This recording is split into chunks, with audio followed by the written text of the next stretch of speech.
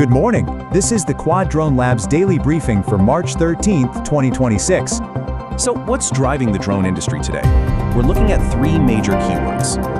We've got homegrown tech, new jobs for drones, and a shakeup in future mobility. First up, K-drone tech. Korea is really speeding up its push for self-sufficiency.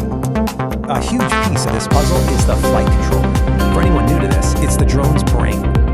At Drone Show Korea, Akrasar just dropped its very own flight controller, the IZAR V6X. And get this, it's already landed a staggering 10 billion won in supply deals. A huge win. In other news, Tyson has revealed its DroneWorks solution. It's an integrated control system. So what does it do? It lets you manage tons of different drone models all at once. But it's not just about brains. Battery tech is also getting a major upgrade. A new film from SVTL cuts battery weight by over 25%. Lighter means longer flight times. Okay, our second keyword, drones are doing so much more than just taking pictures these days. They're now critical assets for both military and for civilian use. Let's see how.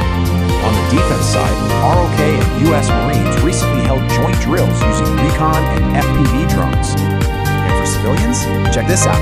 Busan's lighting up the night sky to attract tourists. And our final topic, the future of mobility. We're talking about urban air mobility, or UAM. But it's not all smooth flying. UAM is hitting some serious turbulence with major roadblocks.